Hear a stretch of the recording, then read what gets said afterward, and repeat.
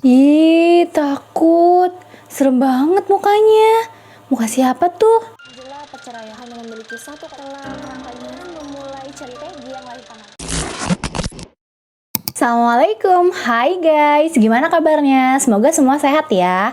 Kali ini ketemu lagi sama aku, kita akan bahas kasus yang sedikit unik nih daripada kasus sebelumnya, yaitu tentang eksistensi seorang penjahat. Penasaran nggak sama sosok foto yang tadi udah kita lihat sama-sama? Yuk! John William Aghru, laki-laki yang lahir pada tanggal 11 September 1947 di El Paso, Texas, Amerika Serikat. Paman Aghru ini orang yang aneh guys. Jadi kita harus tahu nih, apa aja jejak-jejak kriminal yang dia lakukan. Semoga kita bisa ambil hikmahnya untuk dapat menjauhi manusia-manusia kayak gini. Kasus pertamanya Paman Aghru ini terjadi pada tanggal 21 Juli tahun 1966. Apa sih yang dia perbuat? Tingkah apa aja yang aneh-aneh? Jadi pada hari itu di pagi hari, Aghru berjanjian dengan adik iparnya, lebih tepatnya adik kandung dari istrinya, untuk menemani Aghru ke taman wisata kayak cagar alam punya pemerintah gitu. Nah mungkin kan si adik iparnya ini berpikiran, oh kakak iparnya mau curhat-curhat kali ya. Jadi siapa si adik iparnya itu? Adik iparnya bernama Susan Marino. Pada saat itu Susan Marino berusia 15 tahun. Nah aku bakal panggil Susan Marino ini dengan Marino aja ya nama belakangnya. Sesampainya di cagar alam Hamel Woods yang ada di kota kecil Juliet ya, itu letaknya ada di Illinois, Amerika Serikat. Nah kan sampai tuh duduk ya, ternyata Aghru ini nggak mau curhat-curhat gitu guys, tapi dari pagi sampai sore itu ngegombalin si Marino terus. Nah Marino tuh ngerasa kayak risih gitu, kayak iya apaan sih nih kakak ipar gue, jadi tujuannya ngajakin gue kesini mau ngegombalin gue doang. Nah dia tuh nampak kayak berusaha menolak gombalan itu dan ngerasa gimana sih kalau gesture risih gitu kan, gak nyaman dan minta selalu pengen pulang aja. Di situ si Aghru ini mulai kayak marah gitu, emosi. Dia ngomong, gimana sih lu gue gombalin bukannya seneng, malu lu kayak gak suka gitu.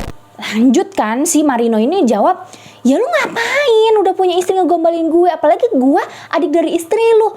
Marah banget nih Aghru langsung mengeluarkan belati dari kantong saku bajunya nih yang ada di dalam, dikeluarin dan ditusuk-tusuk ke badannya Susan Marino berbelas-belas kali. Bahkan dia sampai nggak inget tuh udah berapa kali ngitung si tusukan itu. Dan setelah memastikan Marino tidak ada nyawa lagi, dia langsung pulang ke rumahnya untuk mencari istrinya. Sesampai di rumah nih, dia cari istrinya yang ada di mana. Ternyata ada di belakang rumahnya sedang memberes rumah. Pas gitu dia langsung ngomong kan sama istrinya, yang aku harus ngakuin sesuatu. Terus jawab istrinya, apa sih kamu kok kayak panik gitu?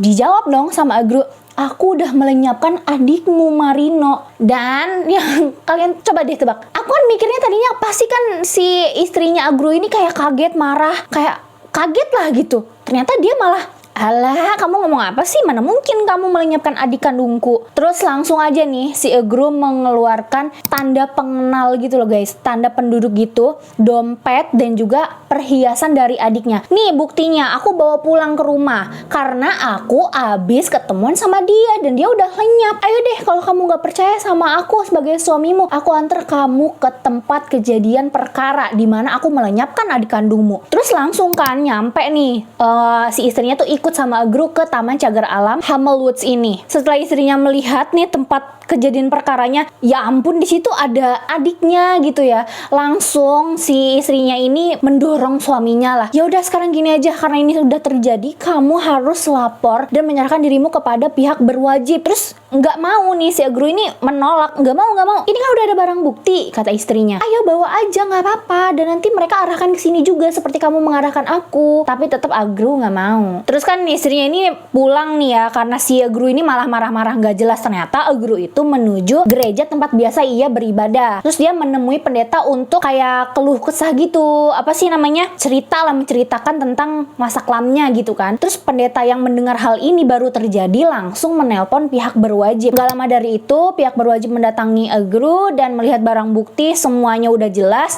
Akhirnya si Aghru ini disidang dan dihukum 20-50 tahun masa tahanan di Bui. Lalu selanjutnya ini yang menarik ya guys ya, ada kronologi kedua. Ini terekspektasi juga sih sama pihak berwajib, tapi kalau sama kita enggak. Kenapa? Karena pada tanggal 20 Desember 1975, Egru ini dipindahkan ke salah satu rumah sakit, yaitu Rumah Sakit Universitas Illinois Chicago, Amerika Serikat. Kenapa? Karena si Egru ini mau mendonorkan salah satu ginjalnya untuk saudarinya atau adiknya yang bernama Kathleen. Nah, pada saat itu kan Egru Desember dipindahkannya ke sana, ke rumah sakit. Tapi dia tuh mengalami observasi dulu, kesehatannya gimana, cocok apa enggak darahnya, tes lab, dan lain sebagainya. Tapi guys, waktu itu tuh pencakokan itu operasinya ditunda sampai dengan tanggal 4 Mei. Nah, tanggal 4 Mei itu adalah hari libur, yaitu hari Minggu. Pada hari Minggu itu dengan sukarela 50 anggota polisi bersedia untuk menjaga rumah sakit tersebut karena dikhawatirkan Egru ini bukan di lapas yang sesungguhnya, bisa saja kabur. Setelah tanggal 4 Mei tersebut dilakukan operasi dan sukses berhasil dipindahkan ke saudarinya atau adiknya si Kathleen ini ya namanya. Si Egru ini kata pemerintah, oh ya udah di situ aja dulu deh sampai dia benar-benar pulih, sembuh operasiannya, sampai bisa fit lagi balik ke penjara sebelumnya. Tapi 1 minggu aja nih setelah pasca operasi itu berhasil guys, tanggal 11 Mei 1975, Egru ini benar-benar berulah. Dia kabur dari rumah sakit. Hal ini tuh ketahuan gara-gara satpam rumah sakit mengecek ruangan.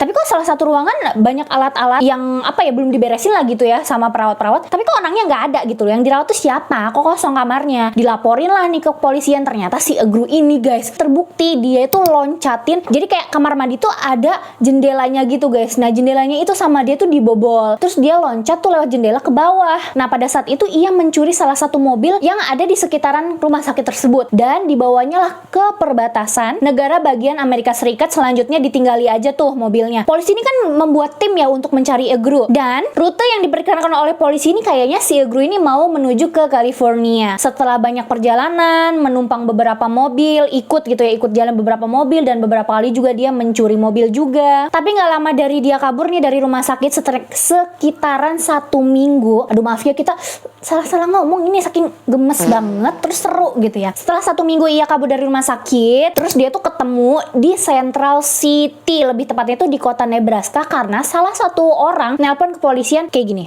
Halo polisi, kayaknya nih mobil saya dicuri nih. Sini masih ada nih penjahatnya nih. Tolong cepat, tolong datang ke sini. Setelah itu ternyata yang nyuri itu Egru, dan Egru tanpa perlawanan sama sekali dia ngebolehin dirinya untuk ditangkap kepolisian. Setelah ditangkap, dan si Egru ini ya nggak dipidana lebih-lebih lagi ya, cuman nerusin aja 50 tahun penjara dari hasil pelenyapan Marino sebelumnya itu guys. Dia dipenjara lagi ke tempat semula. Ditangkapnya kan sama kepolisian Illinois ya. Terus selanjutnya ada kasus ke berapa nih tadi? 1, 2, 3 ya guys ya.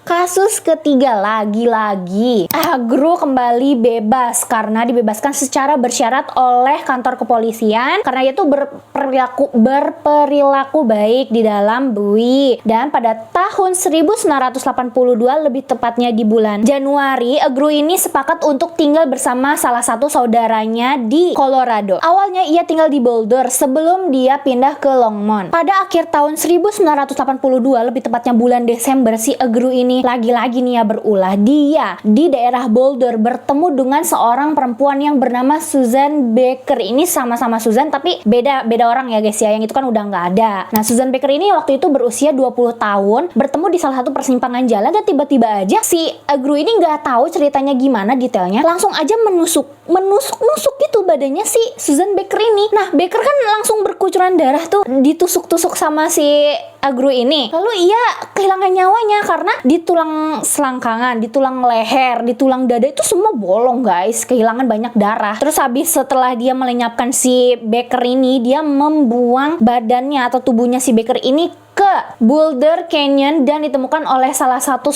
nelayan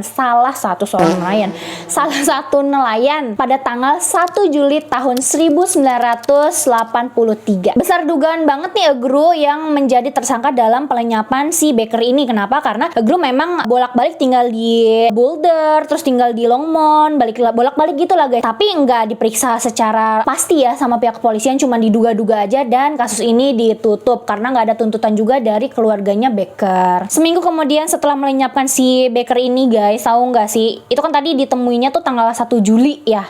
Nah ini tuh seminggu banget setelah ia menikam si Baker, dia juga menikam tetangganya sendiri yang seorang pensiunan perpustakawan daerah gitu bernama Oma B. Smith yang berusia 94 tahun. Kemudian ya si Egru ini membuang tubuh si lansia tadi ya, Masya Allah, astagfirullahaladzim, membuang tubuhnya di Big Elk Creek Meadows, Amerika Serikat. Nah terjadinya di mana sih guys? Ini pelenyapannya ada di apartemennya si lansia itu sendiri ya, di apartemennya Smith. Nah apartemennya si Bapak Smith ini kan ada di Longmont. Nah dia tuh balik guys ke Boulder karena di Longmont itu besok harinya tubuhnya Smith itu ditemukan oleh warga atau masyarakat. Nah setelah itu seminggu kemudian nih dia kan lagi ada di Boulder. Pokoknya dia bolak-balik aja ya intinya, dari Longmont, Boulder, Longmont, Boulder.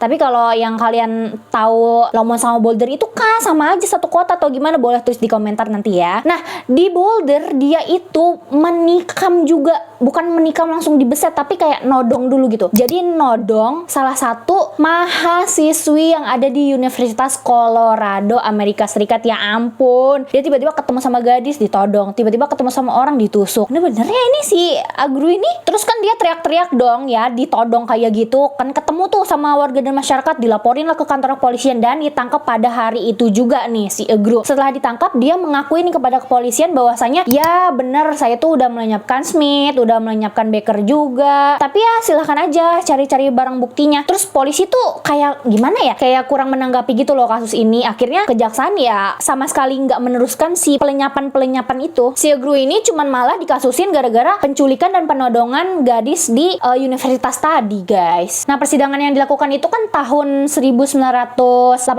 ya, tepatnya pada bulan Maret, yang tadi penculikan gadis salah satu mahasiswi di Universitas Colorado. Tapi nggak lama dari itu ternyata dibebaskan si Agru. Nah dibebasnya ini kapan sih? Yaitu tahun 1989.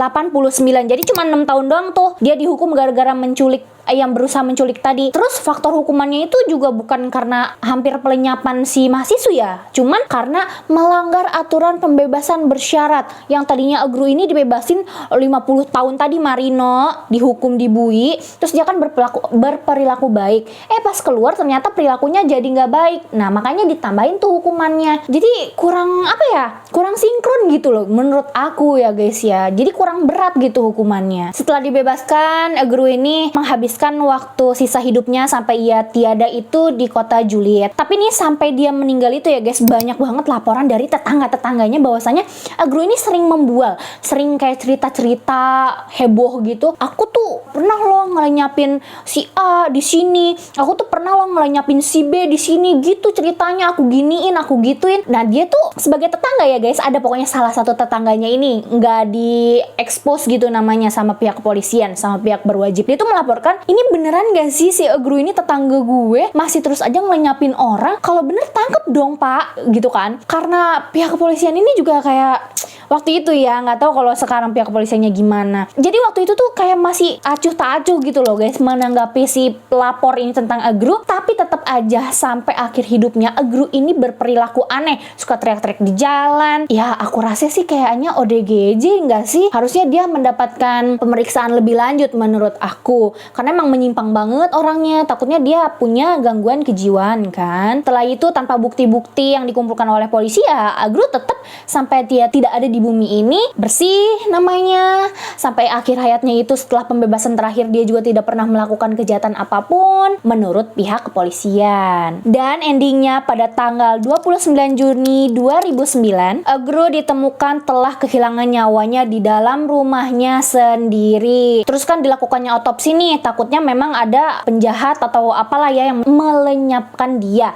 Setelah diperiksa di otopsi ternyata dia itu mengalami overdosis obat resep dari dokter, tapi nggak sengaja gitu loh. Kayak dia tuh nggak sengaja minum terlalu banyak. Bukan dia sengaja beli sendiri, tapi itu obat dia dan dia minumnya lupa kali ya, kayak udah minum tapi minum lagi gitu obatnya. Akhirnya dia overdosis. Udah tua maklum. Setelah kepergiannya Agru ini untuk selama-lamanya, kepolisian khusus penyelidikan kasus dingin itu memeriksa DNA-nya. Nah DNA-nya itu dicocokkan untuk kayak bukti-bukti visum di jasadnya Smith tadi ya guys ya, yang pelenyapannya di apartemen. Ternyata kata polisi itu match, cocok ternyata ternyata memang si Egru ini adalah tersangka bener-bener. Kenapa dulu nggak diperiksa? Coba bener-bener ya, mana si Egru dibiarin aja sampai meninggoy di luar. Terus selanjutnya juga ya, dia ini masih disangkut pautin gitu guys sama kepergiannya Baker juga. Kayaknya bener deh si Egru ini yang ngelenyapin Baker. Tapi karena di tubuhnya Baker ini kurang lengkap gitu DNA-nya siapa pelakunya, cuman ada DNA-nya Baker doang. Jadi kasus ini dianggap ya kayaknya bukan Egru, ini cuman katanya aja, rumor aja. Tapi pada tahun 2013, kepolisian yang mengungkap kasus-kasus dingin di Amerika Serikat itu kembali lagi meninjau bahwasanya yang nggak ada lagi nih penjahat lainnya yang kira-kira mendekati si Baker ini dari tempat tinggal. Dari kasus-kasus sebelumnya juga berjejer kan emang kejadiannya di situ-situ juga. Kemungkinan besar memang Egru lah yang menjadi tersangka utama dari pelenyapan Baker. Karena banyak juga nih ya pelenyapan lainnya di kota tersebut, di kota dua tadi, di Longmont dan juga di Launder ini. Kepolisian itu menyatakan tahun 2022 bulan Juli bahwasanya kira-kira semua yang terjadi pelenyapan, kasus-kasus penculikan dan juga kasus-kasus penodongan serta ya pelecehan-pelecehan itu dilakukan oleh Egru dan dia dicap sebagai penjahat berantai dan pelenyapan massal manusia. Jadi dia dianggap sebagai mesin pelenyapan gitu guys di kota tersebut. Terkenal banget dia itu, history banget walaupun udah nggak ada sampai tahun 2022 masih dipublish loh sama kepolisian history karena melihat kasus-kasus pelenyapan tuh banyak banget dan gak ketangkep gitu loh si tersangkanya. Ditetapkanlah sepertinya si Egru inilah pasti tersangkanya gitu. Gimana eksistensi seorang penjahat? Nggak ngalah-ngalahin eksistensi artis kan terkenal.